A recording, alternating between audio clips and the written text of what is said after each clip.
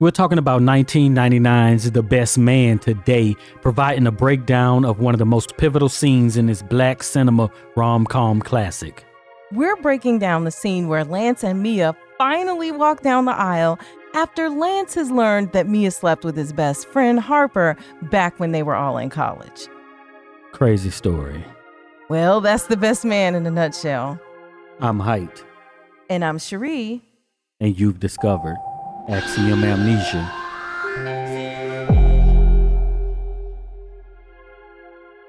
We want to thank all of the supporters who helped to make this video possible.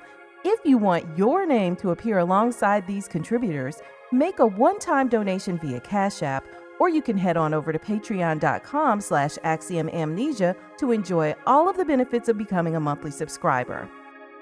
So basically what has happened is the night before this wedding, where all of these college friends have come together to see their friends, Lance and Mia, be married. Lance finds out that Harper, his good friend, had written in his book in thinly veiled and camouflaged characters that divulged this huge secret that Lance's fiance, Mia, slept with Harper back when they were in college. The best man was a best man to both the bride and the groom. That's what happened. So Harper, who is a writer, like, how stupid is that? To just, you're like, yeah, this is going to be a juicy story and it's based on real things. It's true, right? Why would they figure it out? Oh, man. How do they figure it out, and why would you admit that that's the case? I guess if everybody, they were all friends and they were part of this, the stuff that happened, then they could be like, oh, yeah, I remember that time we went to the party and somebody was in the pool with a basketball, Yeah, like you're going to be able to figure it out. In fact, like one of the big rules is if you are going to write fiction, you do not write about people you don't try to use their situations and, divulge things, which can be hard because life can be juicy. And this was kind of like a juicy story, right? Hey, the best man, or, you sleep with your friend's girlfriend, and he doesn't know anything about it and y'all keep this secret for, decades or whatever. So I was playing a song earlier today, the day of this recording, and Cheri asked me about the song. Uh-huh. And she's like, what song was that she didn't ask me what song. She asked if I wrote the song, but I didn't write that song. The song is from 97, I believe, by Uncle Sam, and it's called I Don't Want to See You Again.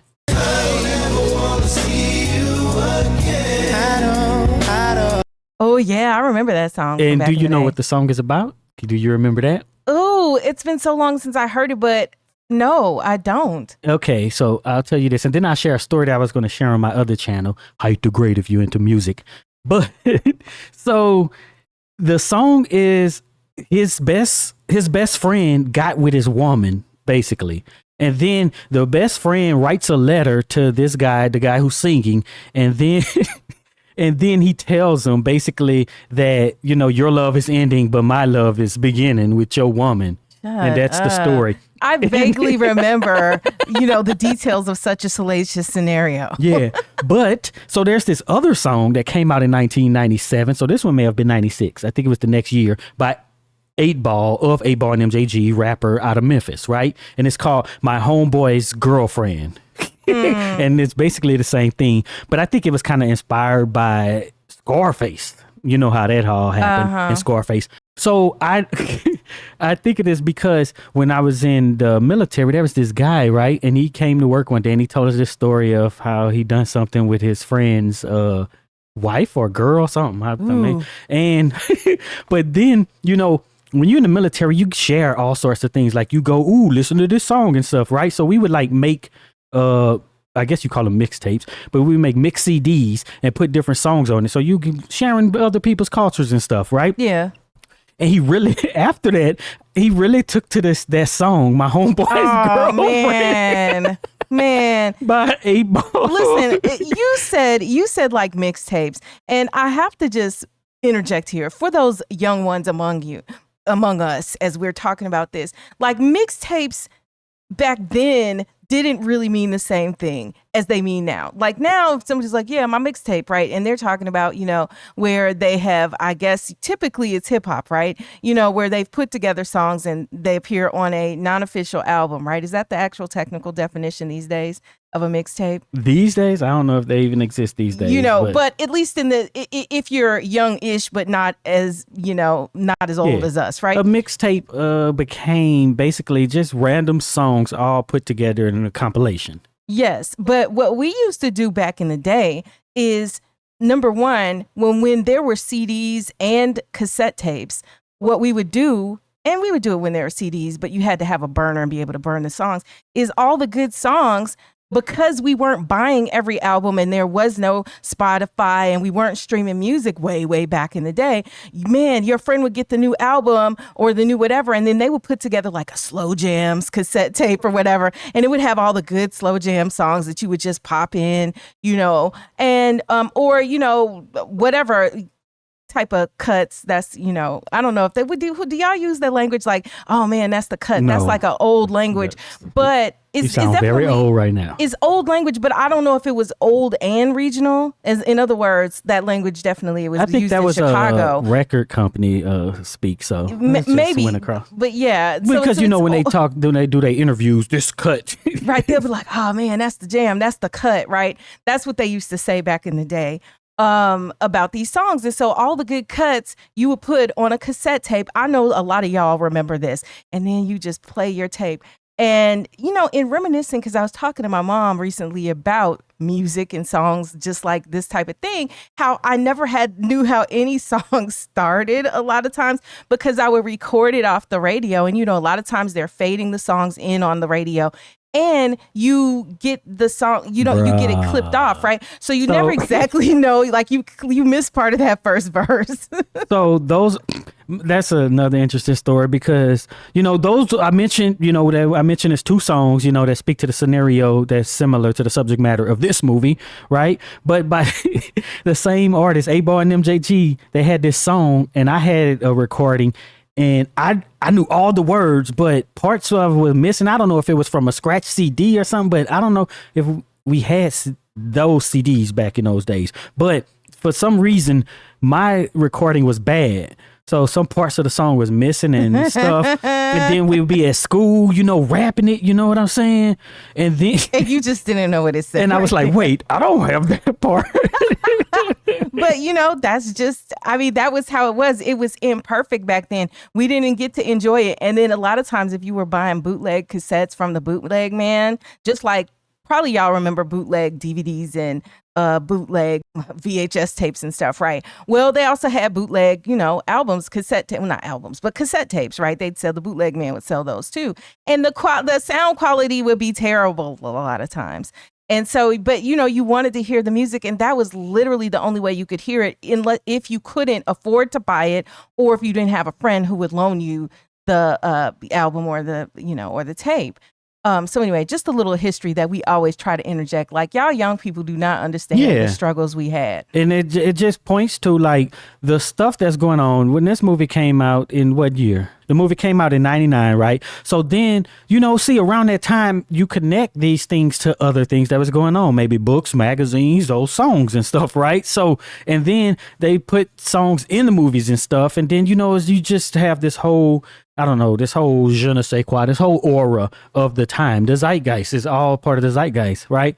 So I have memories of those two songs and this movie, right? Which all covers the same. It's very strange, but those sort of things happen with what's going on in the culture reflects in the art, or some of what's in the art starts to bleed into the, the culture. Yeah. And there's another song that could apply to this. First of all, two things, y'all. Number one, go to the comments. Do y'all know anybody who, or did you ain't got to confess it yourself, but if you feel like you want to, you feel free to do it in the comments, who got with their best friend's partner, man or woman, or fiance, husband, wife, whatever. I just want to know. I think, I'm speculating, but I think this is more common than people know. And probably more people are probably not stupid enough to do like Harper did in this movie and write it into like a book or something that is like the confession. What is that in our human spirits that make us want to just like confess things that perhaps could ruin our lives and other people's lives. I don't know what the deal is on that. Maybe it's like just this need to purge or whatever. But like, seriously, that's something Harper probably should have taken to the grave, which we will talk about momentarily. The second thing is, as long as we're talking about songs that fit this, there's a song on Toni Braxton's first album called Best Friend. And, you know, part of the lyric is you and my best friend, you know, so I didn't know where people got a bunch of songs. Go to the comments and name all these songs where people have gotten with somebody. What's the one, Bobby Womack and them, you shouldn't have ever trusted me. What is it? I don't know that song. Hold on. So the thing is that Bobby Womack trusted somebody with his Sam Cooke. Sam Cooke trusted Bobby Womack with his wife, and Bobby Womack ended up marrying his wife. And then there's some other stuff because somebody else is like stepdaughter or something and got with the guy. It's just so much stuff, like, because I always look up these things, and is some of these, I know, like twists, like in a movie, you know, just show up in real life, and you know, I just forget them because I don't really, you know, be. And then following like the real life salacious stuff and the gossipy aspects of things. But here's what I think that this movie is like art imitating life, because when you put groups of men and women together, they're not going to just be attracted to, you know, only one person in that group. Right. And then where does the college part come into it, right? Because they're all in college, young people, and they're all probably just friends. And it just so happens that whoever got together. It's really how it goes. Yes. Right. And if you haven't seen the film also, you know, Lance was this jock, you know, and so Mia is supposed to be like the sweet girl, but also Lance was in them streets. Lance was slanging it to anybody he could slang it to at that point. And that's part of what led Mia to be upset enough to then, you know, lean on the shoulder of his best friend. So we'll get to that part when we break down those scenes, when all of that is revealed. But we're focusing on this scene where they are finally making it down the aisle. Harper told me all about last night. The boys got a little wild at the bachelor party. Bruh, so your boy don't want to show up at his wedding. I'm just trying to stop you from making a really big mistake. By running up in my woman? Yes, and you know, let's just mention this big cast, which we didn't even talk about first too. We have Lance, who's played by Morris Chestnut. Harper is played by Taye Diggs, and that's who we see in this scene. And then we also have in here Nia Long and Sanaa Lathan, Regina Hall, Terrence Howard, and Harold Perrineau. And so this is just like the 1990s like recipe top A-list black actor. The actors that are in like all the movies from back then, you know, we know them from like Love and Basketball, Boys in the Hood, and, you know, even though Boys in the Hood was early 90s, we know them from all of these movies. We're familiar with them. These are people who we know. And so they came together in this really kind of, to me, large cast of, you know, the stories, you know, for all these individual folks. So the deal is that at the bachelor party, Lance and Harper fight, and then Lance is like, the wedding is off. And so, but nobody else knows the wedding is off. Mia is there dressed. She doesn't know that he's walking out. She doesn't even know that Lance knows. So now Harper is there to try to convince him to come back. And Lance, you know, he's like, hey, let's just read something. He needs to pray first, and he needs to read scripture. Thou shalt not commit adultery. Well, what was so crazy was Lance was so religious while, you know, and was he as religious while he was doing his dirt, or did he become more religious over the years since college? I don't exactly remember or have a good feel for that. But what I'll say is that interesting when your behavior helped to contribute to what happened to you, right? And then he's like, well, okay, what Bible verse do you want to hear? And then he brings up a verse from Exodus, thou shalt not commit adultery, you know, which is, you know, one of the 10 commandments. So I don't know, like, I think Lance as a character is just very like hypocritical. Like, you have a whole lot of nerve, Lance. Whole lot of nerve. Plus, you weren't married to her yet. The idea that they aren't married, but he's calling it what happened adultery. Well, so it comes to, what do you consider marriage, right? It's marriage once you do this ritual and sign whatever papers and have it officiated. right, and doctrine, right, Yeah. and confirmed by the state. Right. So, Is the government involved whatever. or not, or is the church involved or not? Because depending on your culture, marrying or choosing to commit to someone in that way, it can be quite simple, Yeah. So at any rate.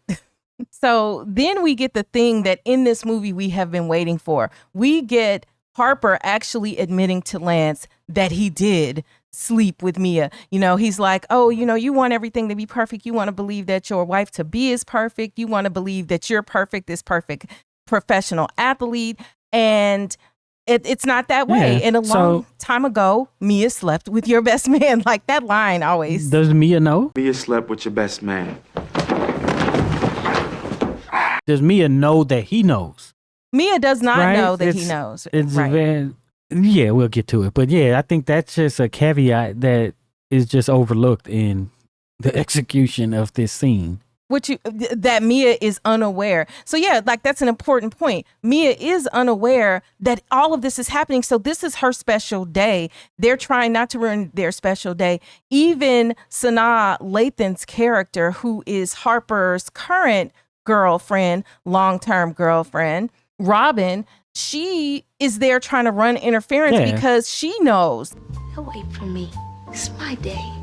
It's all good. Everybody who read the book knows. Right. He must be a terrible writer. And she knows also because he has confessed to her because Robin wasn't there while all the stuff was going on. Robin comes in like the night before, the day of the wedding kind of thing, because she, for whatever reason, wasn't going to be there while all the action is going on between these old friends. Plus, Robin can't be there because, and we'll talk about this in a different video, of the dynamic between Jordan and Harper, who, had sparks back in the day, and they both had, kind of thought about hooking up over this period of time, and they couldn't that couldn't work as a plot line if Robin was there. So Robin wasn't there, but the big deal here in this moment is that all of this stuff is going on behind Mia's back because she's completely unaware. They're trying to keep her day special and all of that and not let her know that basically the wedding is still canceled at this point.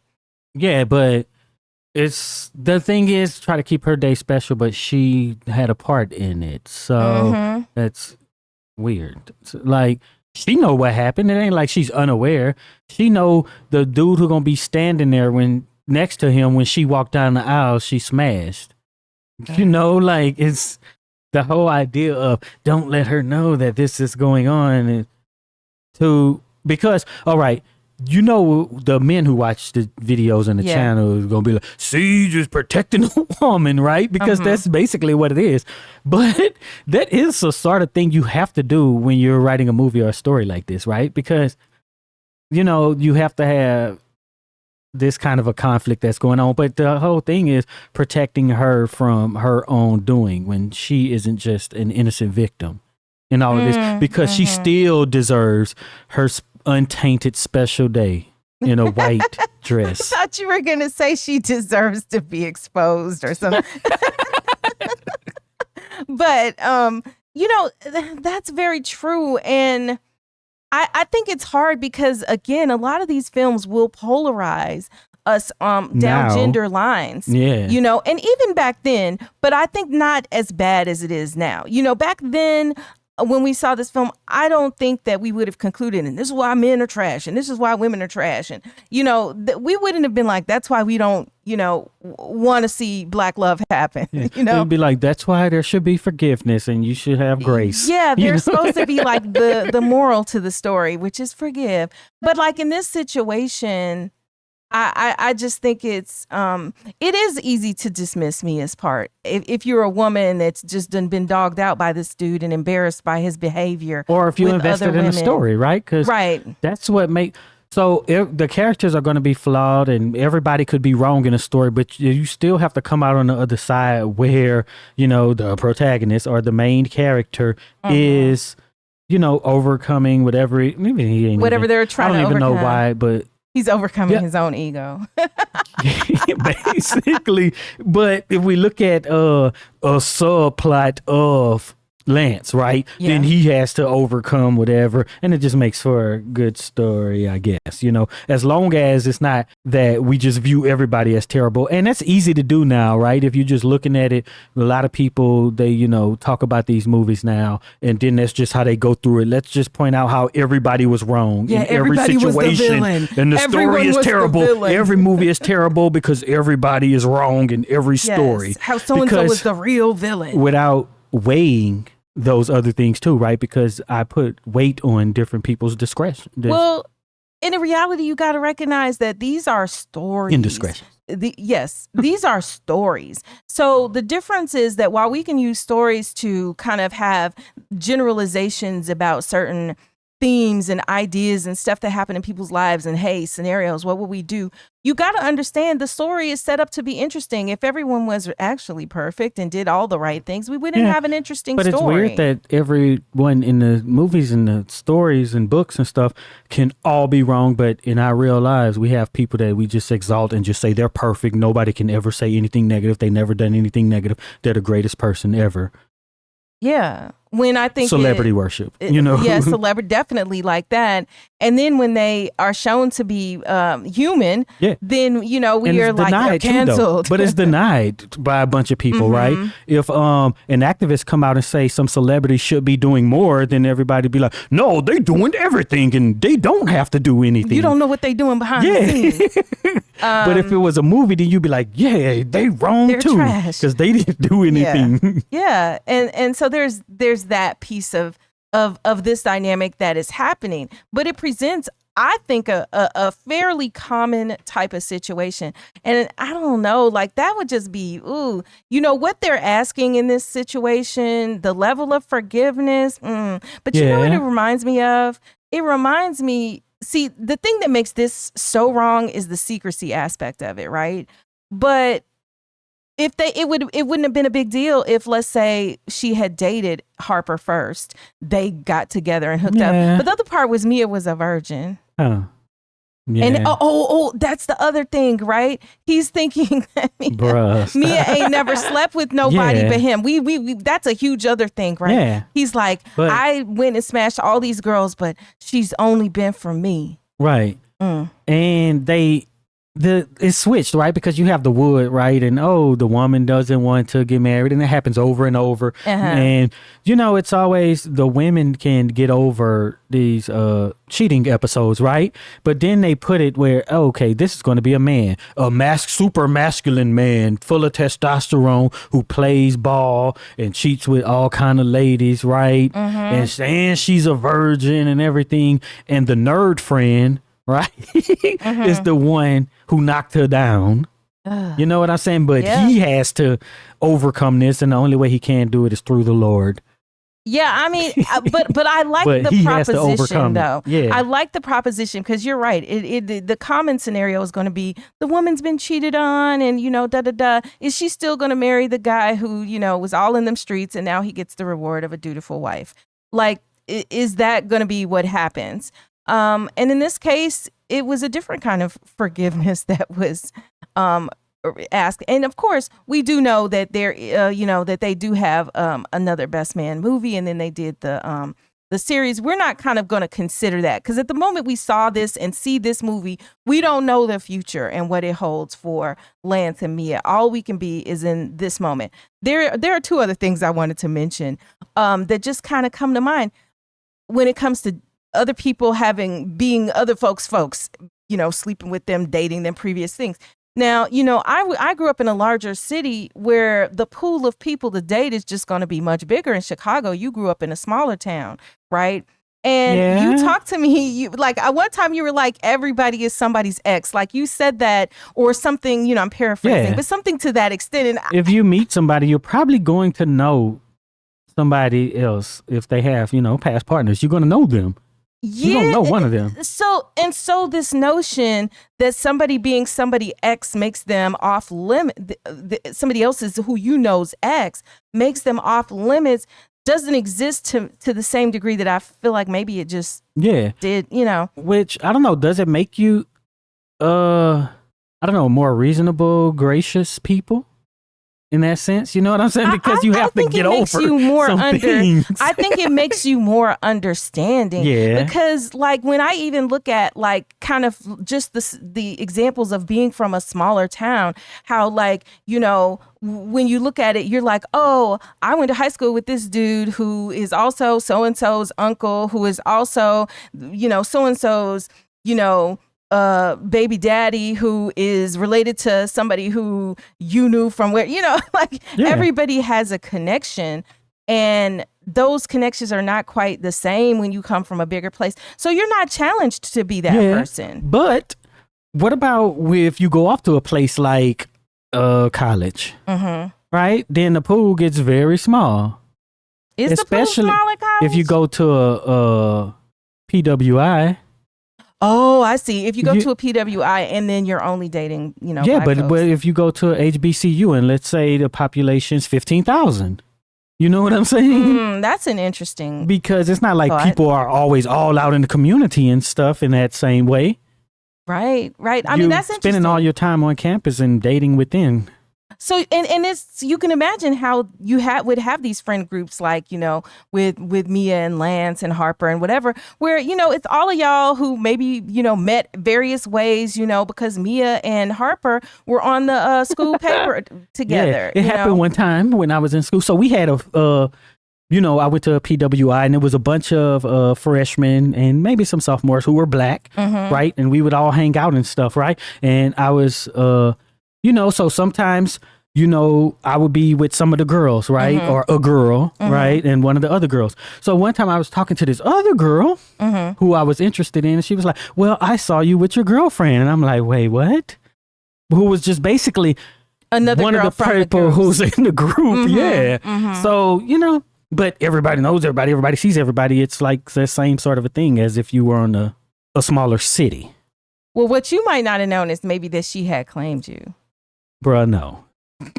No, what I'm saying is like the other girl might have said something. Like, you're saying no, but you don't necessarily. When I say women claim, girls just be like, that's my boyfriend. That's the No, they might not say that, but let me say I'm speaking for older school. But how it would go is you're like, oh, well, you know, I'm liking da da da, so they know that you're interested. So that means it like goes don't through the wire, talk. Even if you aren't in the same group. I mean, it could. Girls you know what talk. I'm saying? You know, they girls talk. So maybe, you know, on some level, but certainly the girls who you are closest to would have an idea that you're interested in somebody.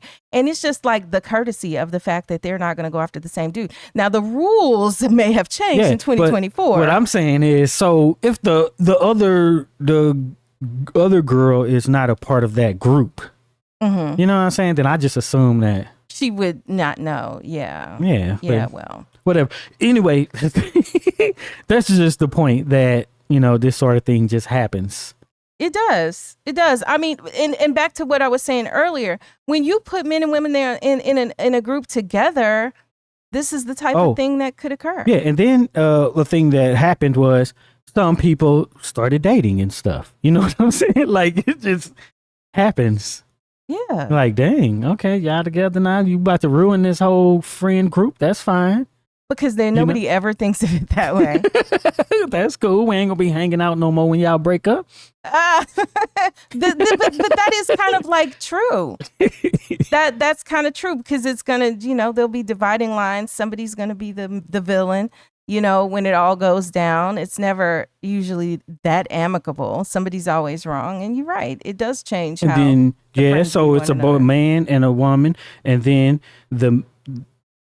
the girls who is friends with this one are the ones who's close. Oh, y'all not coming around anymore. Now the group got smaller. You know what I'm saying? And then it gets smaller. And then eventually you're like, graduation, let's go.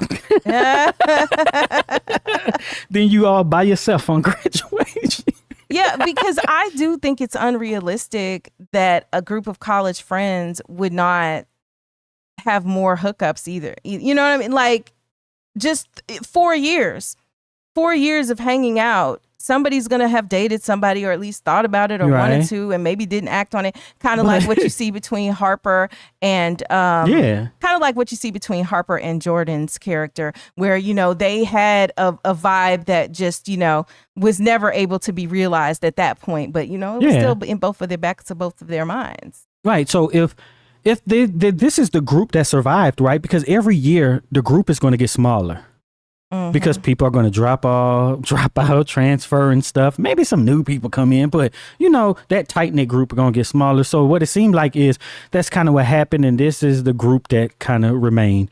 And that's where Tyler Perry drew on for Why Did I Get Married? Probably. Yeah. Oh, you know, I never really thought about that for Why Did I Get Married? Like, he's like, yeah, let me just continue on with these different characters who have different problems with their college friend group. Because, you know, he does like to take off on other people's ideas, which, you know, I guess it could be his inspiration.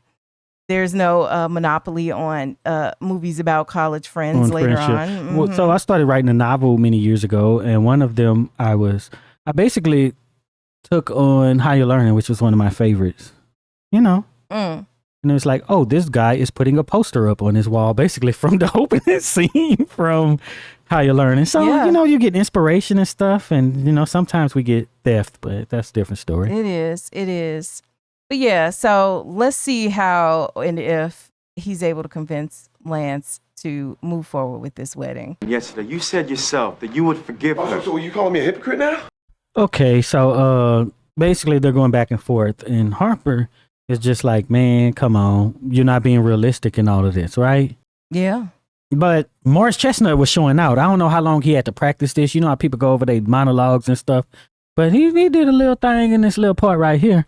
Yeah, Ricky was acting. Ricky. I mean, everything is so fucking logical to you, Ann. Lance, come on, man. You're in a church. Not just a fuck where we are. But Harper, I don't know what was going on in the late 90s. You know how we folks, we're very religious. So to even throw a line in, this isn't a Bible, this is the real world, that's like revolutionary. Yeah. This isn't the Bible. This is the real world. Because the other important part, too, is that, you know, Harper is not a religious person at all, which is why he's having such trouble with, let's go in here and pray and do all of that. He's, you know, that's not his vibe. So he's like, let's just be realistic. Let's be real. This ain't the Bible, your ideals. And, you know, we cannot ignore, like, how upsetting. I don't care whether Lance was wrong or whatever he did. Anytime your world is turned upside down because what you thought you understood about how things were isn't, like, that's a hard hill to climb. No matter if you created the situation or whatever it is, it's a hard hill to climb. Yeah, but so are the film writers thinking or talking about Harper trying to show that he has a God complex, right? Because I think so. That's part of the commentary, right? Yeah, because, you know, they're talking about, you know, this is the Bible, this is the real world. But then he retorts with, I'm not, you know, you can't control me. I'm not one of your little characters in one of your little stories, right? To minimize it and stuff, right? You can't control me, Harper. I'm not one of your little characters in one of your little stories, man. But, you know, that's the same thing he's doing. He's creating a world and he is, you know, controlling the characters in that world as if he was God. But this is Deer. You know, it's a contrast of what they both care about, right? What he cares about, you know, God's plans and his actions, and Harper really cares about his writing and all of that other stuff, right? And ignores the conflicts, right? The conflicts between his biblical ideals and what the real world is. Also ignores the conflict because he's like, you trying to say I'm a hypocrite? Because he had kind of basically said, hey, if Mia ever cheated, you know, I forgive her, kind of thing. But he's saying that in a moment where he doesn't even see that as a real possibility, even though in this conversation here, he's like, I always knew in the back of my mind that, you know, like she had been with somebody else. But like the other part is like, but I ain't think it was you, dog. Like he said, we had one night she came back a little different. Speaking of music, there's this song, great song by T.I. featuring Too Short. It's called Hotel. And Too Short talks about like all that stuff your girl came back doing. He taught her that stuff. So she came back a little different one night, you know. Like Cuddy, right? Isn't that like Cuddy? Cuddy Cuddy as well. Cudi in Dead Presidents, you know, when he's like, while you was away at war, I was with Juanita. Yeah. I taught Juanita Yeah, all everything that she stuff know. she doing to you now, you know, she wasn't doing that before you left for the war. And Was she? You know, like, boy, it take Clifton Powell to really play Cudi and those type of characters. Pinky too. yeah. But So, yeah. you know, all this stuff is similar things. We just see it in all these different places. But, you know, the other thing is we can't overlook Harper's like cowardice, because the other thing that this kind of reveals to the audience is he is using those characters, right? The one of the reasons that he wrote this book is because he couldn't say it to Lance's face. Now he's saying it to his face because what has he got to lose? You know, you're trying to control the world, blah, blah, blah. So he's saying all that he wanted to say to Lance in the past. But never had the courage to say. Here he has the courage to say it because he's trying to right this wrong that he's done, and also make himself feel better because he feels bad about the situation. So what is it unspoken, and is it part of it where he's saying, but look how you done her? I don't. That's part of being the hypocrite and all that other stuff. Well, yeah. So I think, yes. I don't even think he had to say it because Lance knows. He knew that is really the implication. Yeah, of I'm it saying all. you don't This have to is- say it, but that Yes. his is part of his communication. This is your poetic Unspoken justice, Lance, in a communication. way, right? You know, this is the karma from what you did, right? That's coming back to revisit you if you believe in such things, right? So Harper is a good guy. He was just teaching him a lesson. Well, is he? Because, you know, for people who believe in that kind of karmic retribution and everything, No, or It's not anything karmic like that. retribution if somebody has their hand in it, because they would be wrong too. They're like, so I see what he doing to this lady. Let me go knock her down so that he So he could learn it. so he can learn a lesson. No, I mean, you know, and then look, I hate to sound like one of these modern day, like, people, the way they assess things, like this is your hater in your midst. But like, I do think there were elements between that relationship where Harper is jealous of Lance. Harper, you know, Harper is like the nerdy guy who doesn't get all the women and doesn't, you he know, wanted Mia, right? Yeah, I Right? think he liked her, you know, So- and she could be a possibility Right. until Lance And got the his good hooks girl, in her. well, the good girl, She was a good girl, Okay. and that's the other part, right? The good girl went and got with this guy. This old, right? you know, right? This guy who So- for the streets, and so that's hard to watch. We hear about that all the time, but the part that makes him, I don't want to say full on have secret hate, but have secret resentments. That's really a better way to put it, because there are all sorts of relationships where people love one another. I think they loved each other, but he had a secret resentment. His secret resentment is that, like, look at how all this is unfolding for you. You just get to be this popular star. I'm doing something important. I'm writing about important things, you know, whatever he was doing on the school paper, right? I'm a serious person while you can barely keep your grades together, but you get all of the rewards and the accolades and everything else, while and the good girl, you know, and what do I get? He can barely he never did hook up with Jordan, you know, and so I think that created a resentment, and that resentment continued even as they got older, and that it was that resentment, I think, that would compel him to kind of get his dig, but his secret dig. Sometimes people want to get the secret dig because they don't really want it to ever come out, but they just want it to be hidden in the, you know what I mean? They put the little Easter egg in there for you, right? And I think that's what happened here. You can hate me forever, man. But not Mia.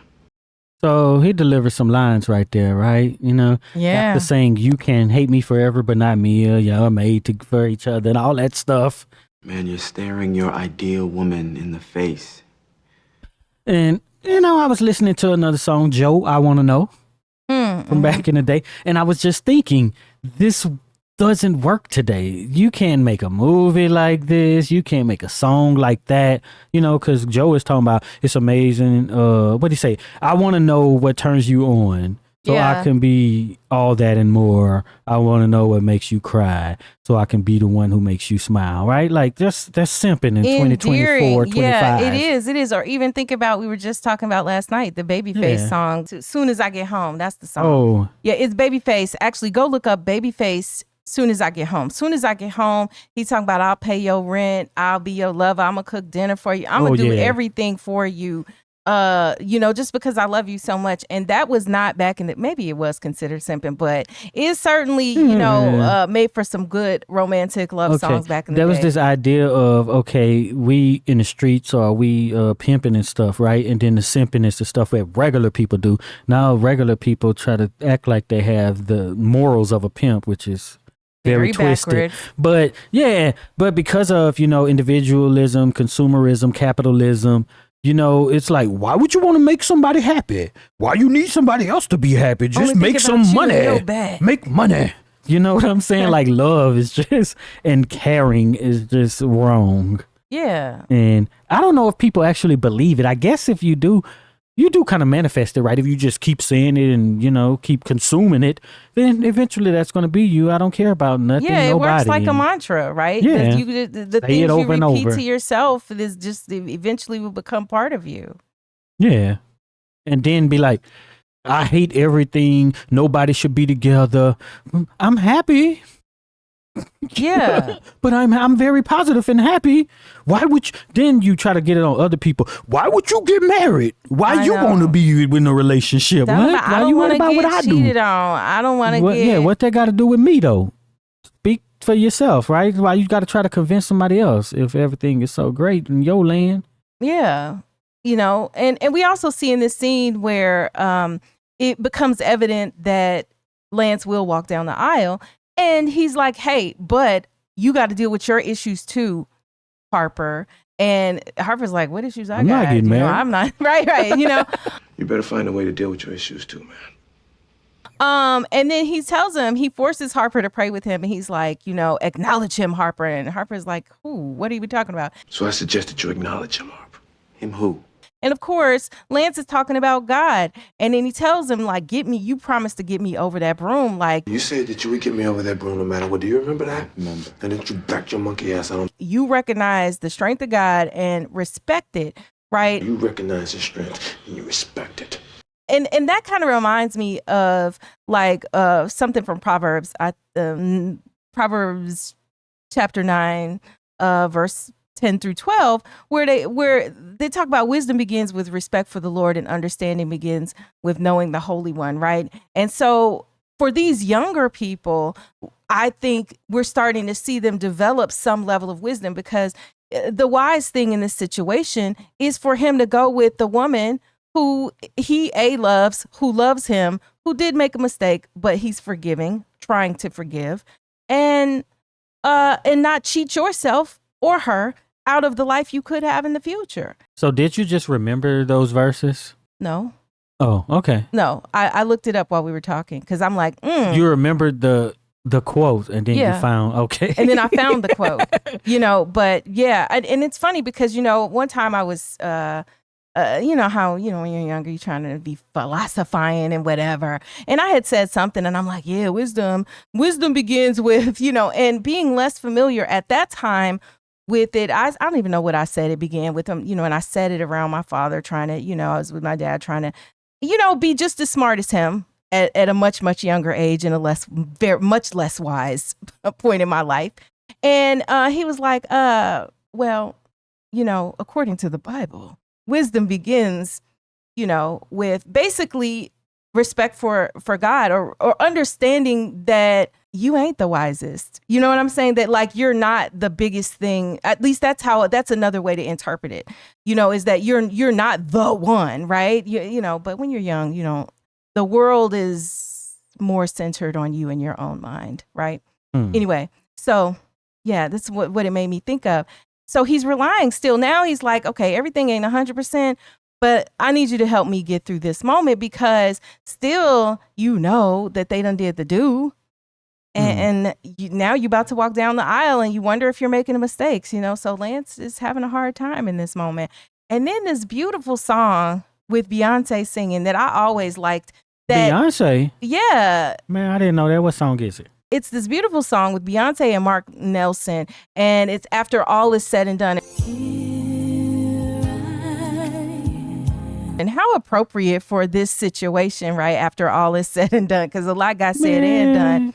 But it's beautiful, and I used to always love this song Why was Beyonce off doing solo joints back then? because we all knew that Beyonce was going to be like Diana. She was getting ready to go out on her own. She was not going to be with the Supremes forever. Why I didn't know this though? I never even thought about it. Yeah, I mean, but and this is to me the wonderful thing. And like this should have been a single somewhere. I never even heard it on the radio back then. In order for me to find this song, like I had to look it up. But at least by this time, I feel like, well, I know for sure, maybe not when the movie came out, but maybe later. I remember looking it up and finding it and downloading it off of Napster and then having it like in my iTunes. Thief. Yes. And playing it in my iTunes way back in the day.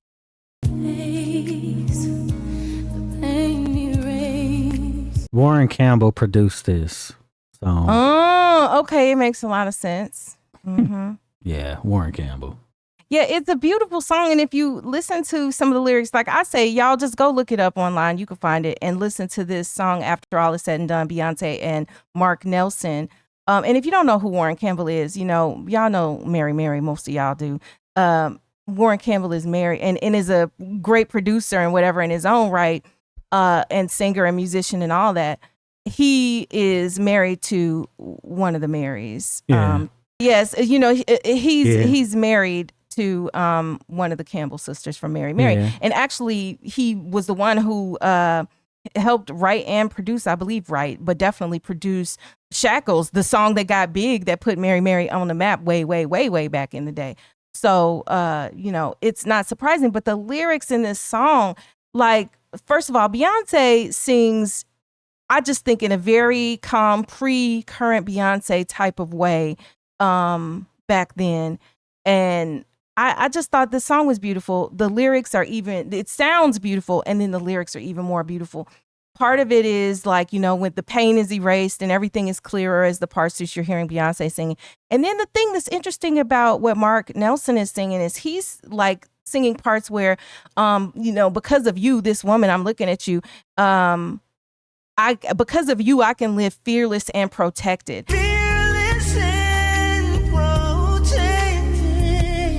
Like you never think about a woman protecting a man, right? Because you always say the man is a protector. But in reality, when you're in these committed relationships, marriage type relationships, you are protecting one another. It's just in different ways. I mean, yeah, a woman probably don't physically protect a man, but she protects him in other ways. And certainly should be protecting his heart, which in this movie didn't exactly physically? happen. I mean, What if, hey, I bought you some gloves? Okay. Yeah, all right. That is the touche. I'm going to give you that. Yes. Put on your seatbelt. Yes. Making sure. And see, these are the things that I'm not going to say what a woman's role or it's what your role is, whatever you want your role to be. But I find that there are certain things that men gravitate toward, and there are certain things that women tend to gravitate toward in terms of the roles and responsibilities that they have. And just the natural types of things that women do, the natural things that women do, stuff like, while you sleep at night, I make sure you're still breathing, and I know a lot of women do that. Really? Men probably just don't even know. But yeah, if you start breathing like different or something, I'm like, okay, you good. All right. And it's just part of that, the same way as you always pick a certain seat when we go someplace and you never sit with your back to the door. Like for the longest, I was oblivious to stuff like that because it just wasn't it wasn't what I was doing.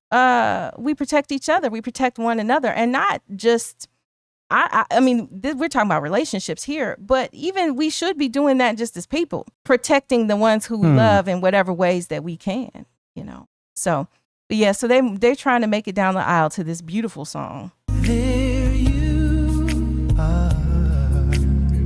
So when you read, right? I don't know how many of y'all actually read. You imagine a story in your mind, right?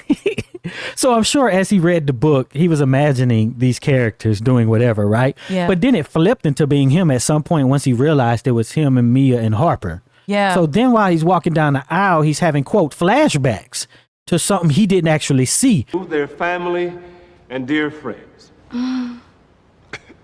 But Harper must be such a great writer that he painted this vivid picture where he can actually see it happening, because he probably described it in a way that was just so amazing, because he probably really felt, that he had something special with Mia. Or what So about? it was a flashback that this guy actually had. It was a fictional flashback because you didn't even see it happen. It's everything about the flashback is completely made up in your mind. But like, think about how that happens. You ain't even got to read it in a book, the confirmation. If you just know that a thing happened in your mind, you visualizing it happening. Yeah, but this dude wrote the book and he's like, and she pulled off. You know what I'm saying? Yeah. And He's as the describing the song, act. as Keith Sweat played softly in the background, you know what I'm saying? He, as a writer, I'm sure he didn't. Yeah. Flowered it up and made it so nice and sensual that this is what this guy And what he's knows visualizing as, and what I love is the way that they juxtapose that against this beautiful song, right? So we're like, okay, everything's gonna be okay. We think that we've reached the height of our panic in the film that they might not be together or get together, and then they start throwing in like the flashbacks, like, oh, it's not 100% okay, because, and then so then he's crying and he crying and looking and everything. But everybody around him assumes that he's crying because he's just so moved over looking at how beautiful she is coming down this aisle. But in reality, he's crying because of the pain of this realization. He's marrying a hoe. Shut up. We cannot slut shame.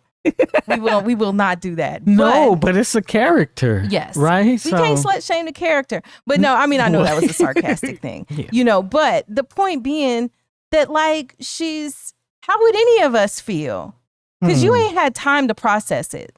Like if this happened a few months ahead and then you've talked it out and you had a bajillion conversation, I don't know, that might make y'all break up. But if you had enough conversations to try to work it out, then you're not so close. His emotions in this moment are raw. It ain't even been 24 hours since he figured it out. And she just all happy. She has no clue. Ignorance is bliss. She has no clue. My friend, my love, my hero. So they managed to make it down the aisle. And then they're telling each other they have written their own individual vows, which everybody is just like waiting with bated breath. Who knows the deal? Because everybody knows but Sheila. Why did I get married? Tyler Perry. I know, right? What? Mia was a little like a Sheila in this moment, at least the way they want us to interpret it in this film. She doesn't know anything. She's completely clueless. Yeah, everybody. That's crazy. Everybody know Quentin is up in there crying and stuff. And everybody's crying.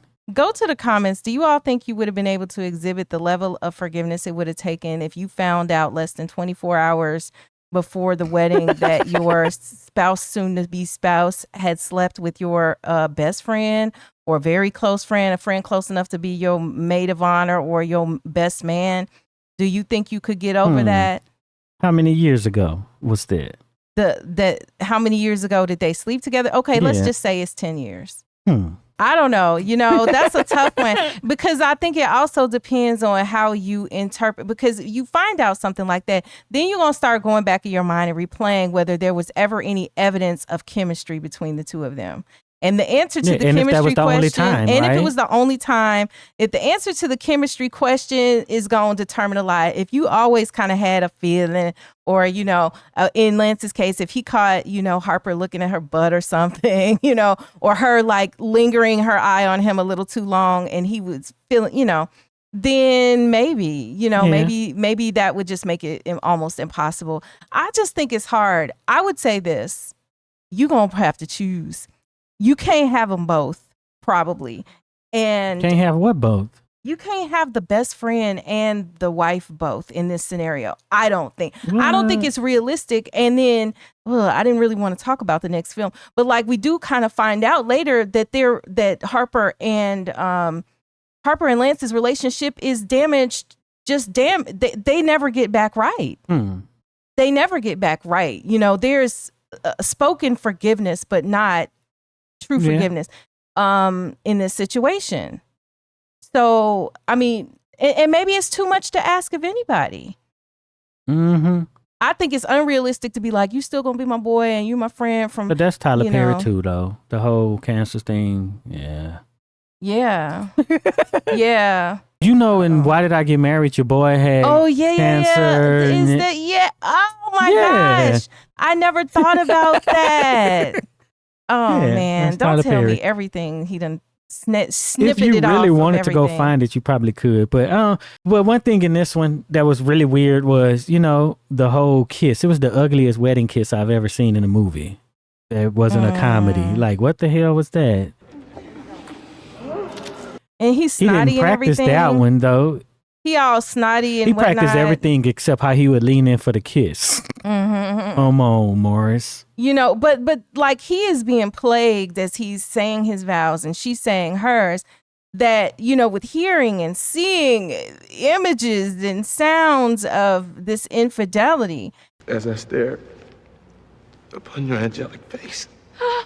And like like how torturous that would be, because at least in the situation with her, presumably the women he was dealing with were randoms, Presumably. people who wouldn't have to, because I think that's also part of it. And that was probably part of the difficult thing for me back in the day, was that these are girls on campus smiling in your face and, it's embarrassing. She was publicly humiliated on some level. And that adds to just the whole, you got cheated on.